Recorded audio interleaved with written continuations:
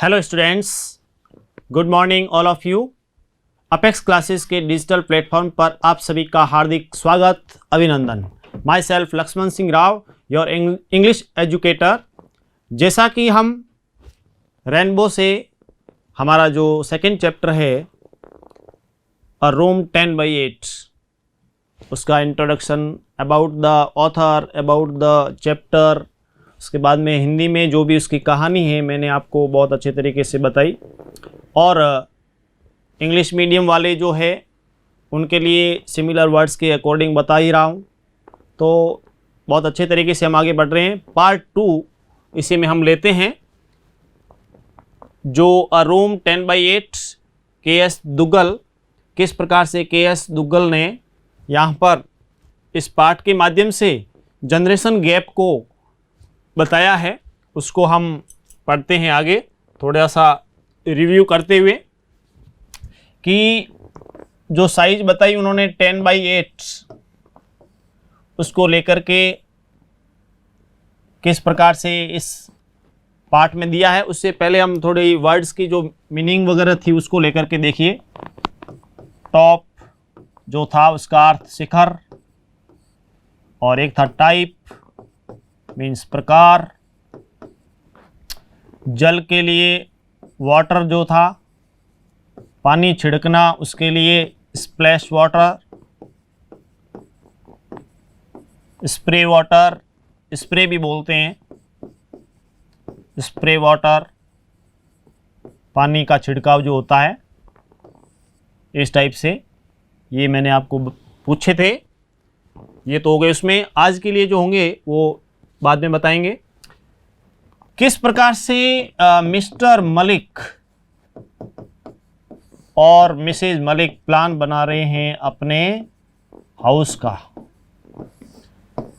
इसको लेकर के हमने चर्चा की थी और पढ़ा भी था कि शुरुआत में किस प्रकार से जब मिसेज मलिक चर्चा करती है आर्किटेक्ट से, और वो आर्किटेक्ट जो शिल्पी जो होता है वो बड़ा अचंभित हो जाता है, सरप्राइज हो जाता है, क्योंकि जब मिसेज मलिक कहती है कि after my mother in law, कि मेरी जो मदर इन लॉ है उसके बाद we will use this room as a store room, कि इस कमरे का हम यूज आफ्टर माई जो मदर इन लॉ है उसकी बात हो रही है, सास की, तो बाद में हम स्टोर रूम यूज करेंगे। तो थोड़ा सा मैसेज तो गलत गया, तो आर्किटेक्ट जो था वो कंफ्यूज हो गया, ही वॉज कंफ्यूज्ड। अब कंफ्यूज क्यों हो गया? क्योंकि उसने ये सोचा नहीं था कि इस मिसेज मलिक की अपने सास के प्रति, मदर इन लॉ के प्रति इस प्रकार की थिंकिंग एडवांस में है कि हाँ ये मर जाएगी, और उसके बाद में ये सोचना बुजुर्गों के प्रति, तो ये जनरेशन गैप को, लैक ऑफ कम्युनिकेशन को उसको दर्शाता है। तो इसीलिए वो बेचारा कंफ्यूज हो गया। और सीधी सी बात है, जब हम इस प्रकार की चर्चा करते हैं तो उचित भी नहीं होता। अब उसमें किस प्रकार से इनके जो ट्रांसफ़र को लेकर के, सिक ऑफ ट्रांसफ़र जो था, इस बात को लेकर के हमने पढ़ा। दे वर सिक ऑफ पोस्टिंग्स, उनकी जो पोस्टिंग होती थी मिस्टर मलिक की, तो उसको लेकर के वो काफ़ी परेशान थे। बच्चों की एजुकेशन और स्कूल जो थी, एजुकेशन, स्कूल प्लस हाउस जो था ऑन रेंट वाला जो था, उसको लेकर के काफ़ी प्रॉब्लम आ रही थी इनके, और उसी को लेकर के आगे बढ़े थे। फिर किस टाइप से ये कहानी आगे बढ़ती है उसको हम लेते हैं कि मिस्टर मलिक जो कि अपनी पत्नी मिसेज मलिक के साथ रहते थे, बाद में क्या जीवन में मोड़ वगैरह आते हैं, क्या घटनाएं घटित होती हैं, उसको हम आगे बढ़ाते हैं। तो हमने पढ़ा था आर्किटेक्ट और मिसेज मलिक की थोड़ी सी वार्ता, जो the architect did not seem to understand, seem यानी प्रतीत होना, लगना, प्रतीत होना, अंडरस्टैंड समझना, यानी वो समझते हुए प्रतीत नहीं हुआ। क्योंकि जब मिसेज मलिक ने कहा कि आफ्टर हर, तो वो कंफ्यूज हो कि क्या कहना चाहती, क्योंकि इस प्रकार की थिंकिंग जब देखी तो वो कंफ्यूज हो गया था। इसलिए आर्किटेक्ट समझा नहीं कुछ। ही लुक्ड पजल्ड, कंफ्यूज्ड, परेशान, वो थोड़ा सा परेशान दिखा, असमंजस में दिखा, कंफ्यूज दिखा बाय मिसेज मलिक्स ऑब्जर्वेशन। यहाँ ऑब्जर्वेशन, यहाँ उसकी आपसी बातचीत, उसके द्वारा कहे गए वक्तव्य आदि से ऑब्जर्वेशन, यहाँ उसने जो वक्तव्य कहा, उसने जो बातें कही, इससे जो भी आर्किटेक्ट था वो पजल हो गया, परेशान हो गया, वो कंफ्यूज हो गया कि आखिर क्या कहना चाहती है। क्योंकि उसने he did not expect these type of words for her mother in law. उसने ऐसा सोचा नहीं था कि ये लेडी अपनी सास के लिए इस प्रकार के शब्द कहेगी कि हाँ इसकी मृत्यु हो जाएगी, उसके बाद में हम इसको स्टोर रूम में यूज़ करेंगे। इस प्रकार का जो पहले से किसी के बारे में बता देना, जो कि जनरेशन गैप को शो करता है। और के.एस. दुग्गल ने बहुत बढ़िया तरीके से यहाँ पे इसको एक्सप्रेस किया है। आई मीन मेरा कहने का मतलब है, आई मीन मेरा मतलब है क्या, माई mother in law could use the room, कि अभी तो रूम बनेगा, मदर इन लॉ यूज़ करेगी फॉर द प्रेजेंट, जब तक वो है तब तक यूज हो जाएगी। यहाँ पे जो बीच में डॉट डॉट आया है, हॉल्टिंगली, बीच में रुकते हुए कह रही है। वो रुकते हुए इसलिए कह रही है क्योंकि सीधी सी बात है कि इस टाइप की बातें कहती हुए थोड़ा हिचकिचाहट, हेजिटेशन तो होती ही है और उचित भी नहीं होता। तो उसने कहा कि अभी तो ठीक है, इसका यूज़ हो जाएगा, लेकिन एज यू नो, जैसा कि तुम, मिसेज मलिक कह रही है आर्किटेक्ट को कि जैसा कि तुम जानते हो, she is old and infirm. Old and infirm means weak and ill due to old age. Age वृद्धावस्था के कारण कमजोर और रुग्ण हो जाना। तो जैसा कि तुम जानते हो कि वो काफ़ी कमजोर है और रुग्ण है, कहने का अर्थ बीमार वगैरह रहती है, इनफर्म, वीक एंड इल, इस टाइप से। तो मिसेज मलिक ने अब आर्किटेक्ट को कहा कि जैसा कि आप जानते हो, मेरी जो मदर इन लॉ है बीमार भी रहती है और कमज़ोर तो है ही, एज में बूढ़ी हो गई है। She is not going to be there for, अब ज़्यादा दिन ये नहीं रहने वाली है। अब सीधी सी बात देखिए, इस टाइप का कि she is not going to be there for, ज़्यादा समय, तो इस टाइप का सोचना भी है ना। तो सामने वाला क्या सोच रहा होगा कि अपने फैमिली मेंबर्स के लिए इस प्रकार का ये सोच रखते हैं, तो आदमी कहाँ अपने तक सेल्फिश हो गया, इतना सिकुड़ गया है विचारों की दृष्टि से कि वो केवल अपने बारे में सोचता है और नैरो थिंकिंग हो गई, वो नैरो थिंकिंग कहलाएगी। ब्रॉड माइंडेड होना चाहिए। And after her it could be converted, इसके बाद में इसको परिवर्तित किया जा सकता है। परिवर्तित कर देंगे किस में, कन्वर्टेड कर देंगे किस में, into a store room. After her, after means कहने का after the death of mother in law, Mrs Malik's mother in law, कि मिसेज मलिक जो कहे वो कह रही है कि उनकी मृत्यु के बाद में हम इसको स्टोर रूम बना देंगे। मिसेज मलिक एक्सप्लेन हॉल्टिंगली, एक्सप्लेन यानी समझाया उसने, पूर्णतया बताया, और हॉल्टिंगली यानी रुक रुक कर के, रुक रुक कर, बीच में रुक रुक कर इस प्रकार से उसको एक्सप्लेन किया कि मैं ये कहना चाह रही हूँ, ये बात है। इसलिए तो वो भी बड़ा अचंभित था कि हाँ बात तो अलग प्रकार की हो रही है, उचित नहीं है।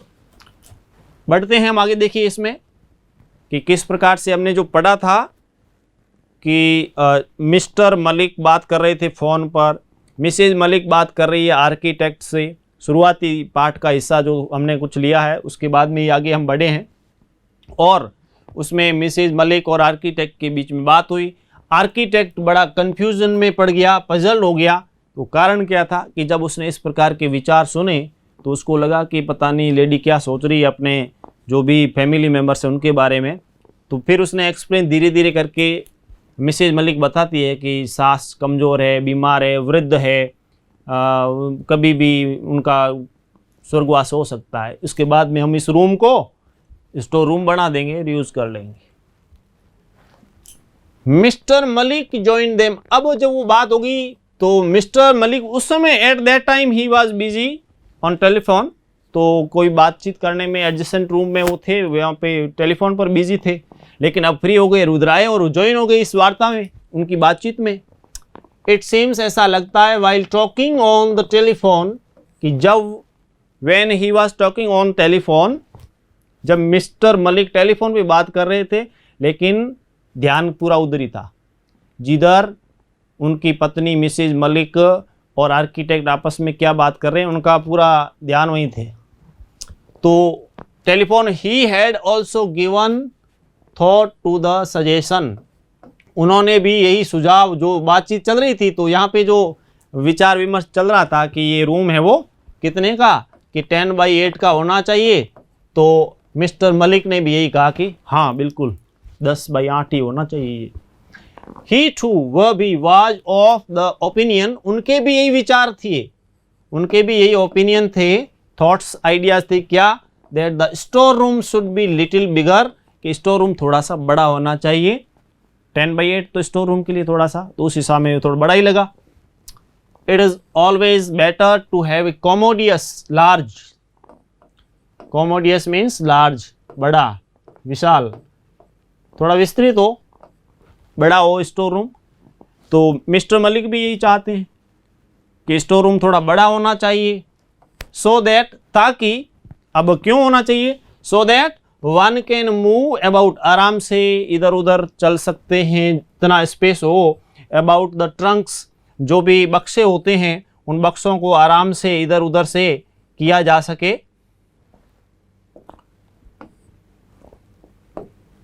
जो भी बक्से हैं,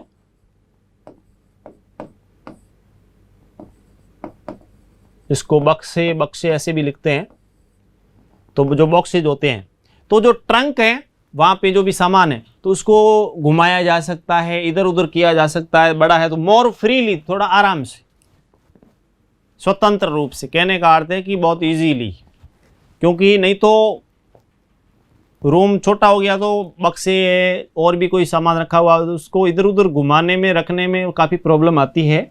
then it is also more convenient, और ये काफ़ी सुविधाजनक, कन्वीनियंट होगा, सुविधाजनक होगा, टू केप्ट इट टाइडी, साफ सुथरा, साफ सुथरा रखने में, उसको सुविधाजनक रखने में काफ़ी हेल्प मिलेगी।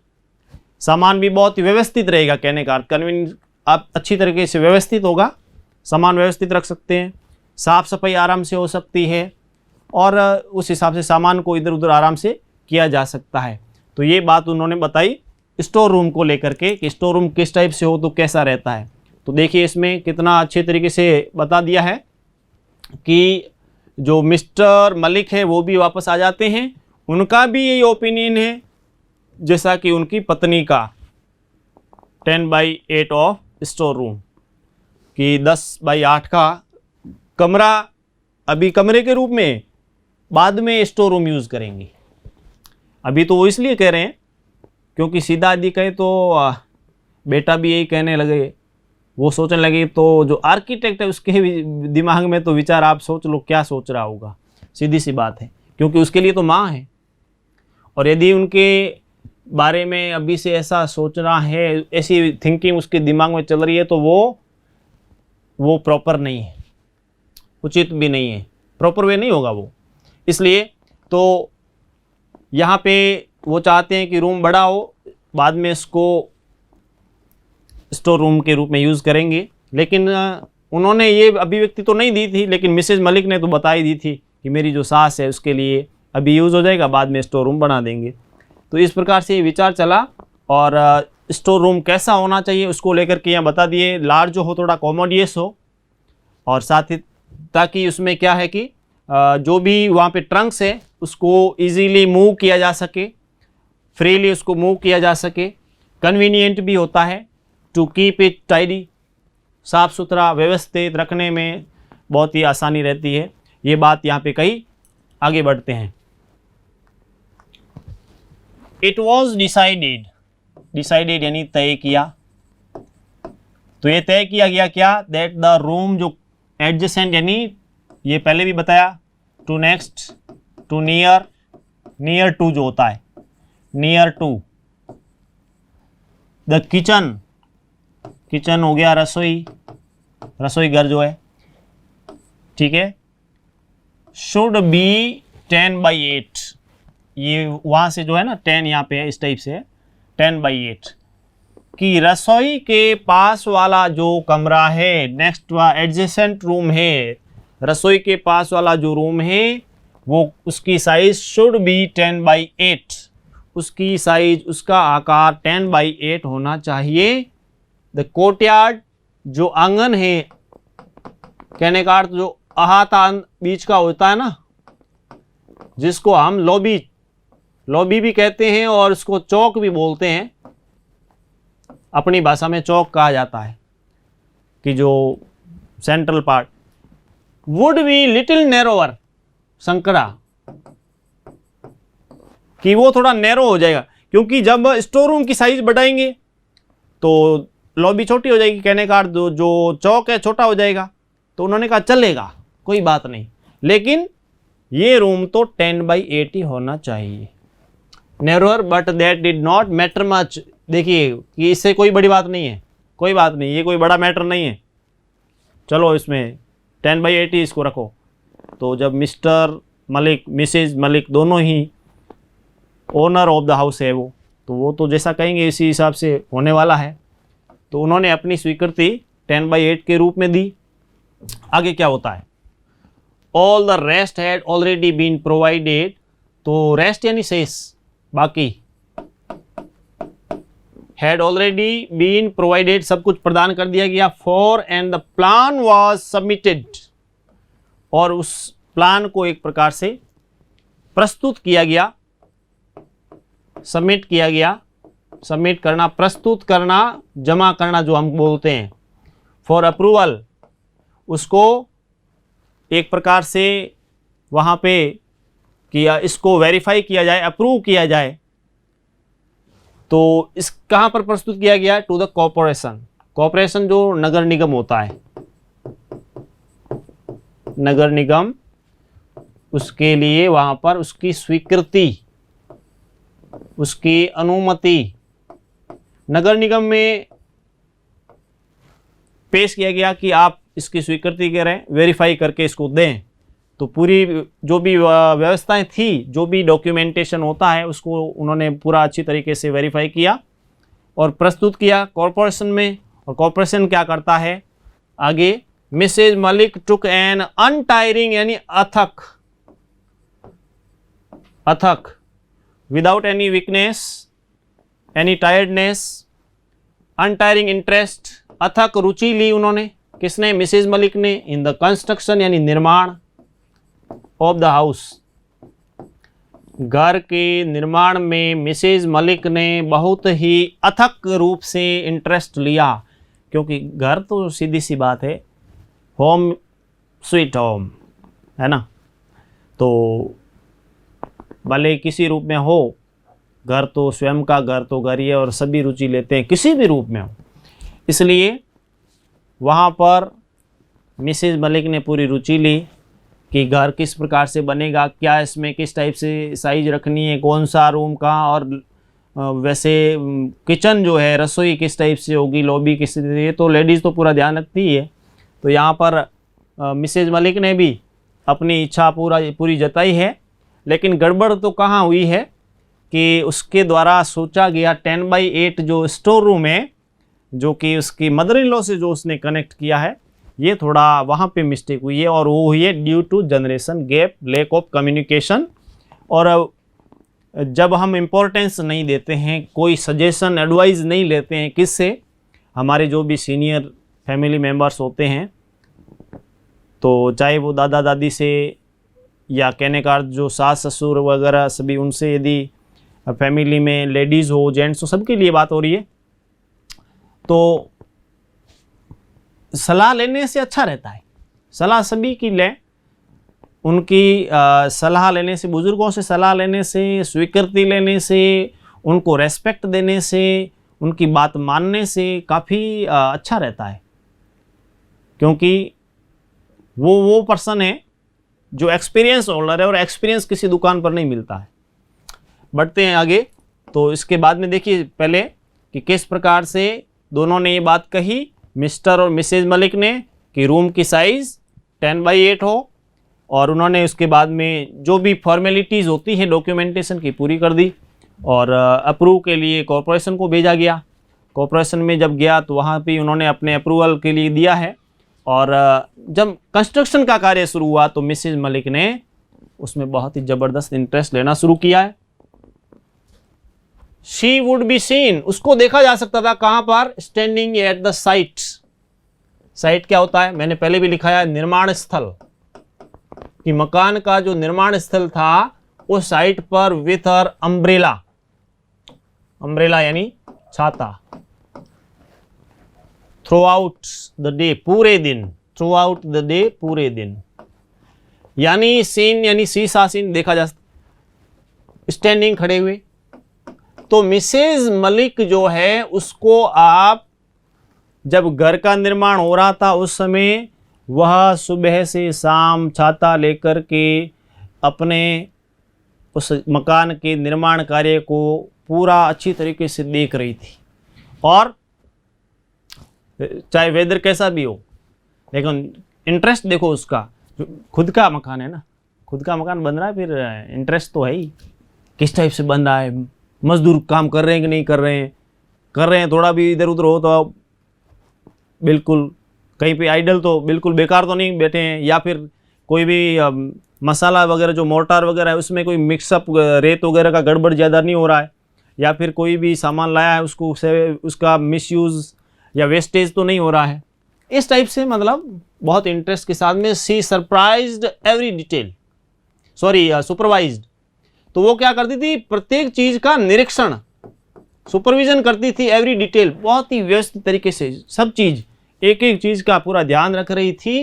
एट टाइम्स, समयानुसार वो क्या करती थी, she would give a hand, कई बार, गिव अ हैंड मतलब हेल्प करना, टू हेल्प, और यहाँ सहायता करना, हाथ बंटाना इसको कहते हैं, सहायता करना, हाथ बंटाना, कहने का अर्थ हो गया कभी कभी ऐसी स्थिति भी आई तो उसने क्या किया, जो मैसन थे, मिस्त्री थे, कारीगर थे, मिस्त्री, कारीगर एंड अदर्स, या दूसरे जो भी थे, उन सब की क्या करती थी, ऐसी स्थिति भी I when she helped the masons, जो भी मैसन होते थे, कारीगर होते थे, उनकी हेल्प करती थी, सहायता करती थी, और पत्थर को ले जाने में और भी कोई कार्य है तो बहुत ही मतलब पूरे इंटरेस्ट से वो काम कर रही है Mrs Malik. She was the first to arrive at the construction site, arrive यानी पहुंचना, वह पहली इस टाइप से एक प्रकार से मेंबर होती थी जो कंस्ट्रक्शन साइट पर, निर्माण स्थल जो था उस निर्माण स्थल पर सबसे पहले पहुंचने, जो मकान का जो निर्माण स्थल था उस पर, उस साइट पर सबसे पहले पहुंचती थी, and left after everyone had gone, ठीक है ना, एवरीवन हैड गॉन अवे, जब सब चले जाते थे उसके बाद में ही जाती थी, पहुंचना सबसे पहले और जाना सबसे बाद में। तो मजदूर टाइम पे आ रहे हैं कि नहीं, अच्छा दिन में वो फालतू के तो नहीं बैठे हैं, मटेरियल को वेस्ट तो नहीं किया जा रहा है, मान लीजिए सीमेंट वगैरह है तो बारिश आए तो उसका कहीं ऐसा नहीं कि नुकसान हो जाए, सीमेंट खराब हो जाए इस टाइप से, और पूरा मतलब अच्छी तरीके से, और कोई भी मजदूर ढिलाई बरत रहा है तो तुरंत उस समय खुद जा करके गिव हैंड, हाथ दे करके हाँ चलो, तो वो भी उसको भी होता है कि हाँ चलो करना पड़ेगा। तो वो इस प्रकार से कंस्ट्रक्शन साइट पर सबसे पहले जाना और सबसे बाद में वापस घर जाना, यानी सभी को फ्री करके। शी एंश्योर्ड, वो आश्वस्त होती थी एक प्रकार से, एश्योर्ड हो जाती थी, आश्वस्त, इस प्रकार से आश्वस्त होती थी, that there was no wastage, कोई भी एक प्रकार से वेस्ट होना, फालतू का बेकार हो जाना, कोई इस प्रकार से गलत प्रकार से कोई मटेरियल का यूज़, मटेरियल बर्बाद न हो जाए, मतलब जो मटेरियल है वो बर्बाद न हो जाए, मटेरियल यानी सामग्री, material, material. And the labour, labour means मजदूर, लेबर यानी मजदूर, did not idle about, idle यानी बेकार, फालतू, कि कहीं पे मजदूर फालतू बेकार तो नहीं बैठे हैं। वो क्या क्या करती थी, she ensured that there was no wastage of material, कि मटेरियल वेस्टेज नहीं हो, एक तो वो ध्यान रखती थी। अच्छा, कोई भी लेबर है वो डिड नॉट आइडल अबाउट, वो फालतू का बेकार नहीं बैठा हो, ऐसे नहीं कि गप्पे मारने बैठ गए, काम नहीं कर रहा है, तो उसका भी पूरा ध्यान रखती थी। Before long the house was completed, और लंबे समय तक इसने ये कार्य किया, जब तक घर पूरा नहीं हो गया, उसका निर्माण पूरा नहीं हो गया, तब तक। अभी तक जो रंग रोगन का काम बाद में, पहले मकान जो बना है, ढांचा, मुख्य जो ढांचा बनना होता है, तो वो इतना पूरा बन गया है, तब तक उसने अथक अनटायरिंग उसने एफर्ट्स किए, अथक प्रयास किए, पूरी रूप से अपने वो वहाँ पे रही। तो कितना बहुत बढ़िया तरीके से उसने हिस्सा लिया है, इंटरेस्ट के साथ में। मिसेज मलिक इंसिस्टेड, इंसिस्टेड जोर देना, प्रेस एक प्रकार से, किस पर, that she would have new furniture made for the house. अब इसने एक बात और भी मिसेज मलिक ने कही कि घर भी नया है, तो घर के अंदर सभी चीज़ें भी नई आनी चाहिए, पुराना दिखते ही वो थोड़ा अच्छा नहीं है, इस टाइप से। तो फर्नीचर भी नया, इस टाइप से कि फर्नीचर तो पुराना तो यूज़ नहीं करेंगे, लेंगे जो भी लेंगे वो नया, new furniture. She would not let the old furniture, old यानी यहाँ पुराना, ओल्ड का अर्थ बूढ़ा भी होता है, अकॉर्डिंग टू सेंटेंस ध्यान रखना है कि यहाँ जो पुराना फर्नीचर है, एंटर द न्यू हाउस। क्या मिसेज मलिक क्या कर रही है कि वो इस नए घर में, she would not let the old furniture of the new house, not a piece of it, not a piece of it, यानी एक टुकड़ा भी फर्नीचर का ऐसा नहीं उस घर में आने देगी जो कि पुराना हो, सब कुछ नया, पूरा इंटरेस्ट ले रही है, घर नया तो सब कुछ चीज़ भी नई। They are still in the midst of the plan, midst यानी मध्य में, मिडस्ट यानी मध्य में, प्लान यानी योजना, तो शिफ्ट, अब उनका जो शिफ्टिंग होने का है, कब वहाँ से वो जाते हैं, when they learnt that the house had been acquired by the government।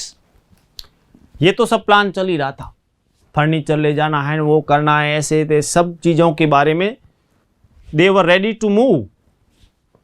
लेकिन तभी क्या होता है, उनको पता चला कि जो उनका हाउस है, their house had been acquired by the government, सरकार ने अधिग्रहित कर लिया है, उस सरकार ने क्या किया है, उसका अधिग्रहण कर लिया है, मकान का सरकार ने अपने अंडर में ले लिया है।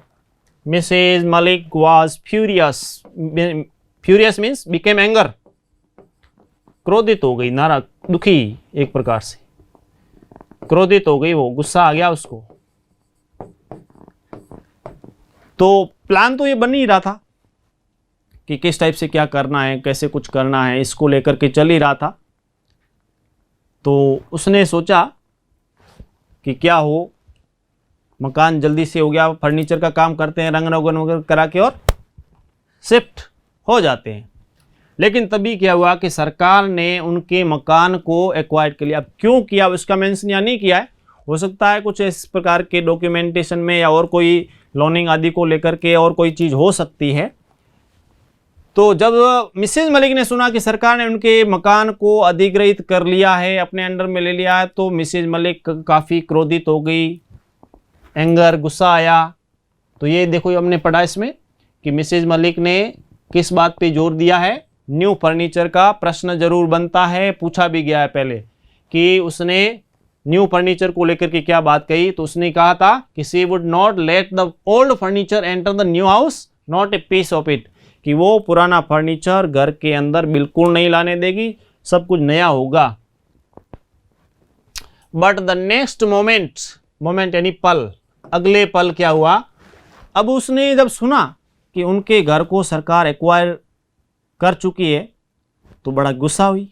लेकिन क्या हुआ, बट द नेक्स्ट मोमेंट, लेकिन अगले पल, व्हेन मिस्टर मलिक, जब उनके जो मिसेज मलिक के हस्बैंड, पति जो है मिस्टर मलिक जो थे, उन्होंने बताया, उल्लेखित किया द रेंट असेस्ड, उन्होंने जब बात कही कि हमारे को इससे किराया प्राप्त होगा, रेंट असेस्ड होगा, सरकार हमारे को किराया देगी, सी क्वाइटन डाउन, शांत हो गई, बिकेम क्वाइट,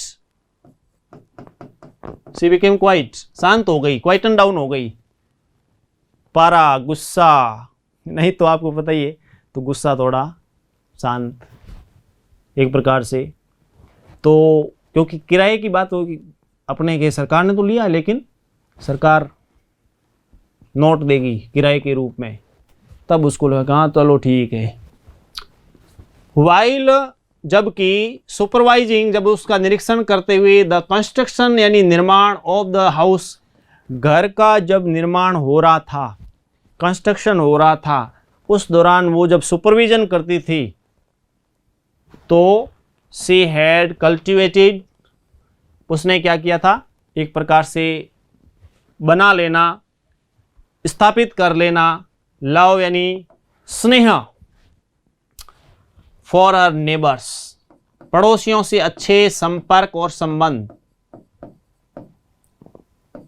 जो भी पड़ोसी थे उनसे अच्छे पोलाइटली टॉकिंग के माध्यम से उसने बहुत अच्छे संपर्क, अच्छे संबंध स्थापित किए, मतलब कि ताकि आए तो एडजस्ट में कोई प्रॉब्लम नहीं आए, आते ही सीधा एडजस्ट हो जाए। नहीं तो क्या है कि इस प्रकार से लड़ाई झगड़ा आदि छोटी छोटी बात पे, वो चीज़ नहीं थी। उसने बहुत ही पोलाइटली है वो व्यवहार किया उनके साथ में, प्रेम स्नेह के माध्यम से, and made friends in the colony, और जिस कॉलोनी में उनका मकान है उस कॉलोनी में एक प्रकार से मित्रवत, जो भी लेडीज़ वगैरह थी उनसे बातचीत करना कि हम भी, हमारा मकान बन रहा है, जैसे बनेगा हम भी इधर आ रहे हैं, आप हमारे पड़ोसी है, कितना अच्छा होगा, ये सब चीज़ें तो पॉजिटिव थिंकिंग के साथ में आगे बढ़े। She thought of various plans for doing up, doing up होता है जो पेंटिंग्स वगैरह, कलर वगैरह जो है ना, पेंटिंग करना, चित्रकारी, फिनिशिंग टच देना, तो जो भी मकान का रंग रोगन आदि है और भी उसको फर्नीचर वगैरह से सब कुछ जो भी है वो करने के लिए, डूइंग अप द हाउस, रंग रोगन आदि, तो उसके लिए उन्होंने सोचा, वेरियस यानी कई, मैनी, वेरियस यानी कई, मैनी प्लान्स, योजनाएं जो भी है, स्कीम्स जो थी उनकी, everything had to be forgotten. तो तैयारी तो इन्होंने क्या की थी, शिफ्टिंग की, लेकिन तभी सरकार ने मकान एक्वायर कर लिया। तब मिसेज मलिक गुस्सा हुई क्योंकि प्लान धरा का धरा रह गया। तब क्या हुआ, उन योजनाओं को, उन प्लान को हैड टू बी फॉरगॉटन, भुलाना पड़ा। फॉरगेट, भुलाना इसलिए पड़ा क्योंकि जोर भी करे तो क्या है, सरकार ने उसको एक्वायर कर लिया है, इसलिए। तो ये बात हुई, तो इससे मिसेज मलिक है वो, उसकी जो भी प्लान योजना एक प्रकार से यहाँ आकर के थोड़ी सी फेल हो गई है, क्योंकि वो प्लान जो था, कार्यक्रम फिट नहीं बैठा। तो ये हमने पढ़ा कि किस प्रकार से मिसेज मलिक मकान निर्माण में पूरी इंटरेस्ट के साथ में रुचि ले रही है, क्या अलग अलग योजनाएं बना रही है, फर्नीचर आदि को लेकर, रंग रोगन को लेकर के। 10x8 रूम जो है वो तो सबसे महत्वपूर्ण है ही, कि स्टोर रूम जो है 10x8 होना चाहिए, इसको लेकर के। और जबकि जब बात आती है तो उसमें जनरेशन गैप हमने पढ़ा पहले भी, कि किस प्रकार से इसमें ये जनरेशन गैप जो पीढ़्यांतर है वो वास्तव में बातचीत करते समय वहाँ पे अभिव्यक्त हो गया है। एक बार वापस थोड़ा सा इस पे नजरिया डालें।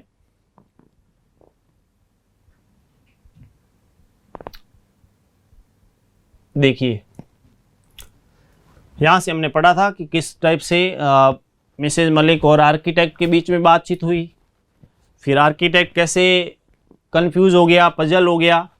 उसने मिसेज मलिक ने बताया कि सास जो है, मदर इन लॉ है, वो इनफार्म है, वीक एंड इल है, ओल्ड एज भी है उसकी, तो कभी भी जा सकती है।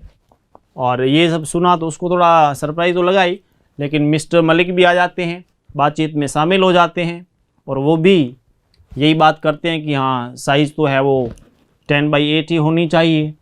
और इसी प्रकार से उसको, ताकि लार्ज हो तो उससे क्या है, कोमोडियस होता है तो थोड़ा बिगर कोमोडियस हो तो उसमें क्या है कि स्टोर रूम कोई भी चीज़ है उसको मूव करने में, ट्रंक्स को मूव करने में कन्वीनियंट रहता है, उसको कीप इट टाइडी, साफ़ सुथरा रखने में, ये भी बात थी।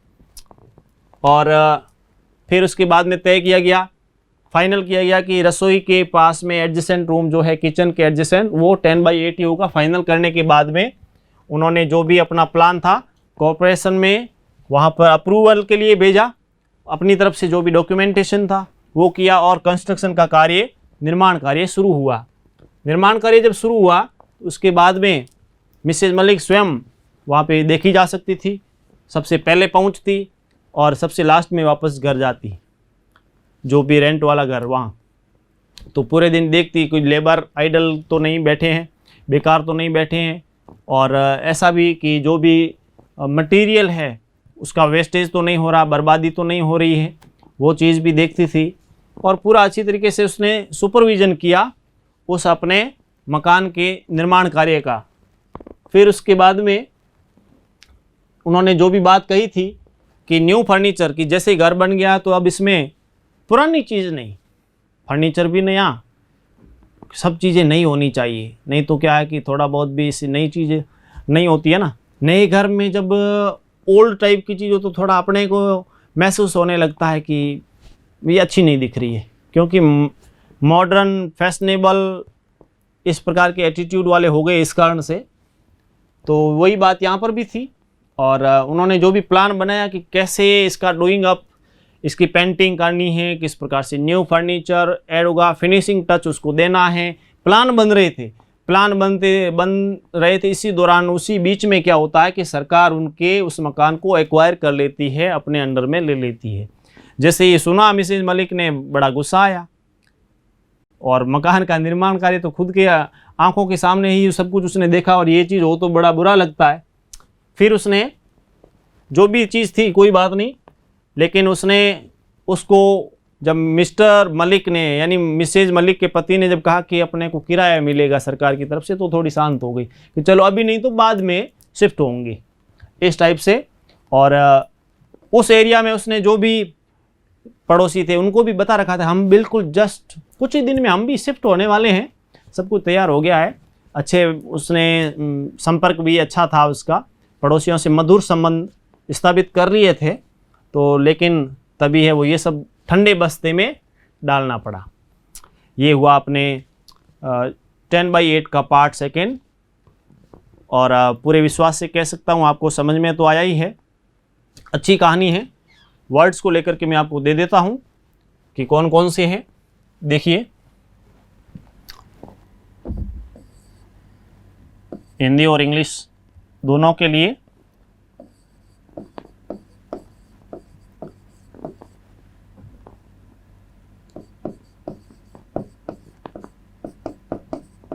एक तो गार्बेज और नेपोटिज्म, और हिंदी में जो हम देने जा रहे हैं उसमें एक तो हो गया आपके झाड़ू,